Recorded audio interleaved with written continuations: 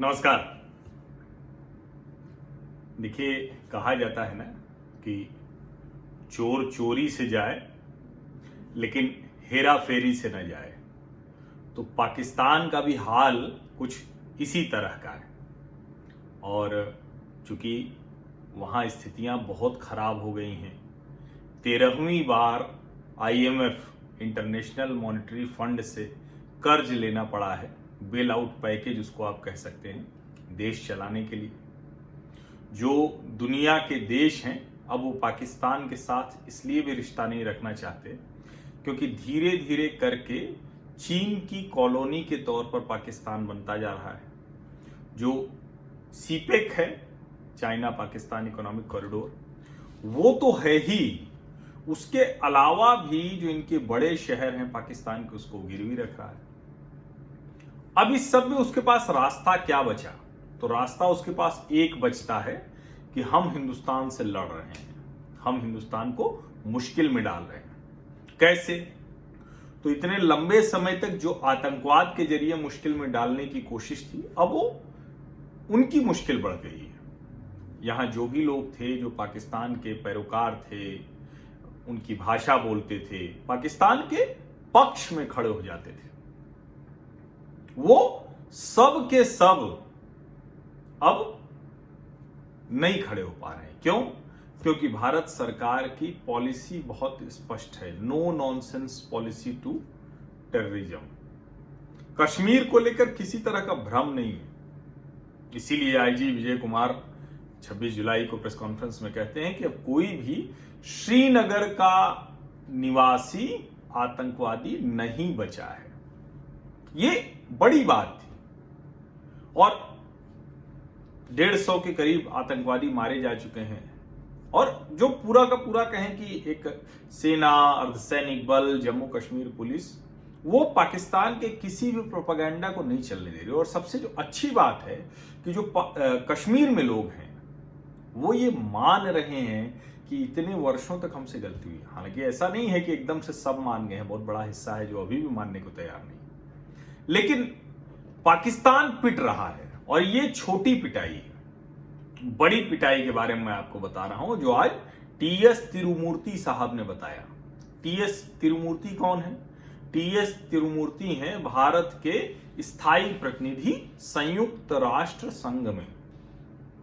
उन्होंने बताया कि पाकिस्तान ने फिर कोशिश की, और किस बहाने? कोविड-19 के भी बहाने, यानी चाइनीज वायरस के भी बहाने वो कोशिश भारत पर हमले की कर रहा था। वो ठीक उसी तरह का पागलपन, बेहुदगी जो KP ओली ने की कि भारत से आ रहा है, चीन से वो दोस्ती कर रहे हैं, चीन की जो राजदूत हैं उनके इशारों पर चल रहे हैं और कह रहे हैं कि भारत से बड़ा डेडली आ रहा है, जबकि स्थितियां तो सब जानते ही। यही काम पाकिस्तान करने की कोशिश कर रहा है। और जो नेपाल जो सोच रहा है, शुरू कर रहा है, उस पर बहुत आगे तक पाकिस्तान जा चुका है क्योंकि उसने काफी हद तक अपने देश को गिरवी रख दिया है। अब उसमें उसके बड़े काम आ रहा है जो कश्मीर का वो वाला हिस्सा जो पाकिस्तान के कब्जे में है, जिसको वो आजाद कश्मीर कहता है, लेकिन दरअसल तो वो बहुत बुरे हाल वाला कश्मीर है। और वहां के कश्मीरी अब समझ रहे हैं कि देखिए हमारा जो असली कश्मीर है, जिसका हिस्सा जो भारत के साथ बना हुआ है, वहां के लोगों की जिंदगी कैसे बदल रही है।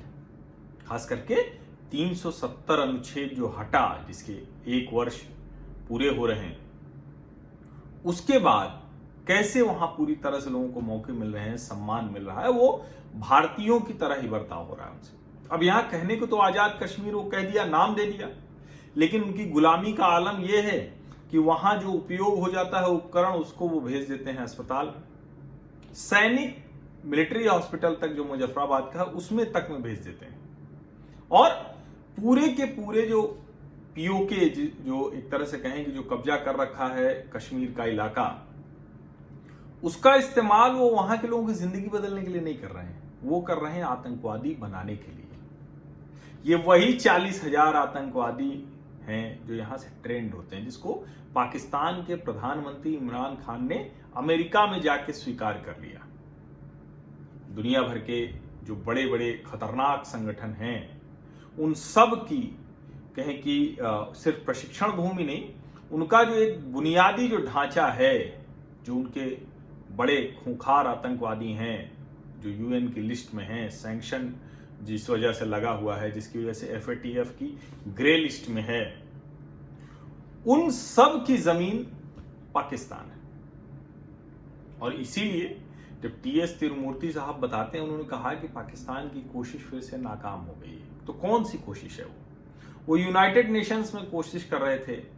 और कमाल देखिए कि जो पाकिस्तान झूठा प्रचार तंत्र इस्तेमाल करता है, फॉल्स प्रोपागेंडा इस्तेमाल करता है, उसको भारत के साथ 113 देशों ने खारिज कर दिया है, कहा है कि ये खतरनाक है। और आप सोचिए कि जो इसको मैं बार बार जिक्र करता हूं कि जब 65 में मामला यूएन में गया था, तब 50 के आसपास देश थे। और ये सिर्फ हम नहीं कर रहे हैं, हुसैन हक्कानी की किताब है the Kashmir tug of war, उसमें कहते हैं कि पाकिस्तानियों को बड़ा कष्ट होता है कि कश्मीर कैसे मुस्लिम बहुल है, फिर भी पाकिस्तान के साथ नहीं जा पा रहा है। और अब तो मामला और आगे बढ़ गया है। जो पाकिस्तान के कब्जे वाला कश्मीर है, वहां के लोगों को भी लग रहा है कि मामला तो अब उधर ही जाने में अच्छा है। ये कब तक हम आजाद कश्मीर कहते रहेंगे, झूठी दिलासा देते रहेंगे, और गुलामी हमारे यहाँ आतंकवादी हमारे आका हैं, लॉन्च पैड उनके हैं, भारत बालाकोट पे हमला कर देता है, हम कुछ कर नहीं पाते हैं, हमको कोई सुख सुविधा नहीं और पाकिस्तान देने की स्थिति में नहीं। आप बात समझिए, जो खुद ही पहले कटोरा लेके मांग रहा था अमेरिका से, अब चीन से, और चाइनीज तो बहुत हार्ड बार्गेनर है ना भाई। अमेरिका में तो लोकतंत्र है, तो फिर भी फंडिंग आती है, तो उसका एक तरीका होता है उसको। यहां तो डिक्टेटरशिप है, सब कुछ आर्मी तय करती है, पीपुल्स लिबरेशन आर्मी के लोग हैं।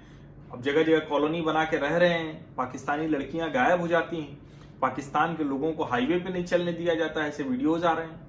पाकिस्तान के जो मतलब एक बहुत एलीट क्लास को छोड़ दें, तो वो विशेष जो कॉलोनीज हैं, जो इलाका है, वहां घुसने नहीं देते हैं।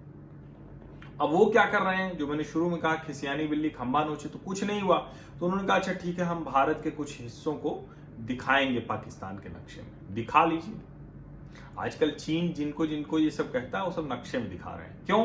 क्योंकि डरे हुए हैं वो। उनको अब लगता है कि भारत ने तैयारी कर ली है कि जो पाकिस्तान के कब्जे में कश्मीर है, चीन के कब्जे में लद्दाख और कश्मीर है, वो सब वापस लेंगे। तो अब चीन क्या करता है कि उसको कुछ समझ में नहीं आ रहा है, वो सीधे कुछ कर नहीं पा रहा। आप सोचिए कि जो सारा चमत्कार था वो चीन का ध्वस्त हो गया, वो लड़ नहीं पा रहा है भारत से। तो वो क्या कर रहा है, छोटे छोटे चंपुओं को, और शब्द का इस्तेमाल मैं इसलिए कर रहा हूं कि एकदम वही व्यवहार पाकिस्तान और नेपाल के प्रधानमंत्री कर रहे हैं, इमरान खान और केपी ओली। और दोनों, जिसको कहते हैं ना कि भाई नेपाल में भले आप कम्युनिस्ट पार्टी के हैं, लेकिन नेपाल की जो मूल भावना है, मूल जो संस्कार है, उसको आप कुचल के कम्युनिस्ट पार्टी का समझौता कर लिया आपने। शर्म आनी चाहिए आपको। देश बेच दे रहे हैं आप चाइनीज कम्युनिस्ट पार्टी के हाथों। और पाकिस्तान का सोचिए, वो उइघर मुसलमानों को मुसलमान मानने को तैयार नहीं।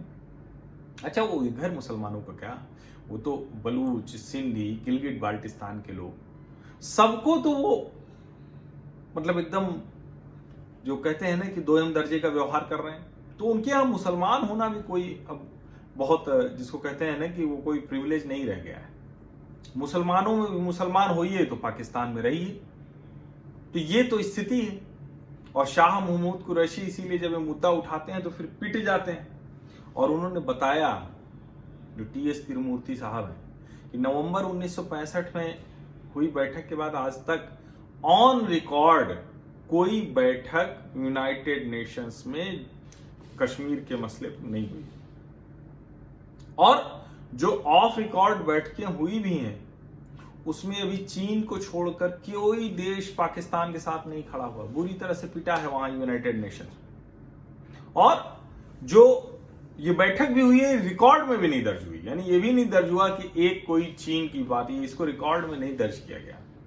ये सिर्फ मैं इसलिए बता रहा हूं कि ये जब खबर आएगी कि पाकिस्तान ने अपने नक्शे में गुजरात का कुछ हिस्सा, जम्मू कश्मीर, लद्दाख का कुछ हिस्सा कुछ कुछ कर लिया है, तो आप लोग कहेंगे कि अरे हमारी सरकार क्या कर रही है।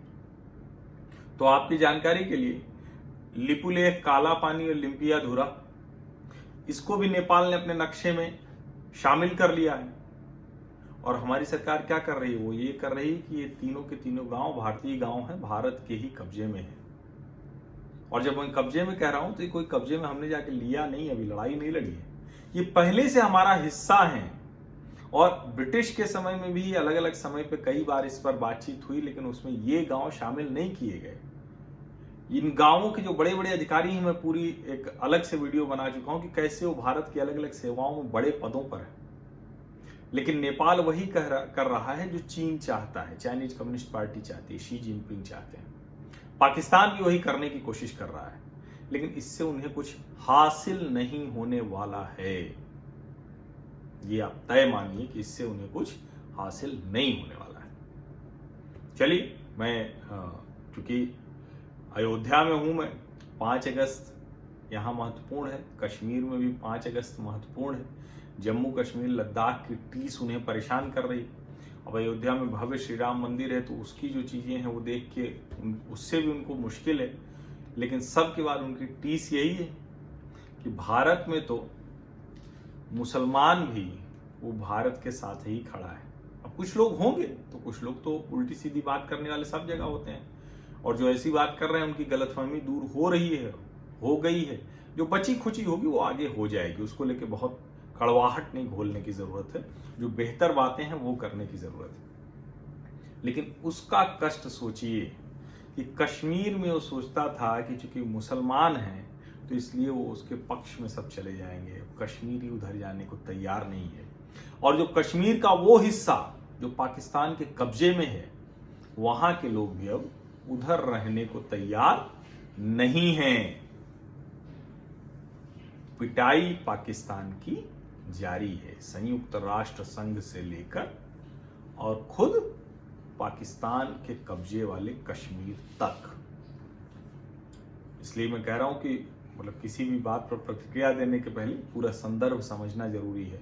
अब इस तरह की पिटाई में बस उसके पास एक रास्ता है, और वो रास्ता था कि उसने अपने नक्शे में शामिल कर लिया कि हमने ये नक्शे में एक नक्शा बनवाया, प्रिंट कर दिया। तो बस इतना भर है, इससे ज्यादा कुछ नहीं है।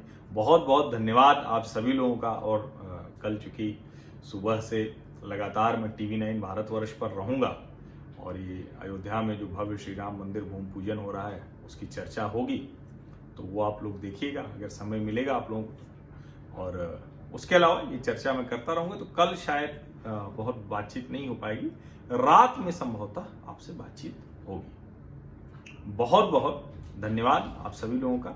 सब्सक्राइब जरूर कर लीजिए, नोटिफिकेशन वाली घंटी भी दबा दीजिए। इसके अलावा उन सभी लोगों का धन्यवाद जिन्होंने स्वैच्छिक आर्थिक सहयोग किया है मेरे इस चैनल को, मेरे इस इनिशिएटिव को। और ये कोई बाध्यता नहीं है, ये मैं बार बार जरूर बताना चाहता हूं। सिर्फ आप लोग जुड़ते रहिए, सामाजिक परिवार बड़ा करते रहिए, बाकी का काम मैं करता रहूंगा, नियमित तौर पर निरंतरता के साथ कहीं भी रहूंगा, किसी भी स्थिति में रहूंगा। बहुत बहुत धन्यवाद।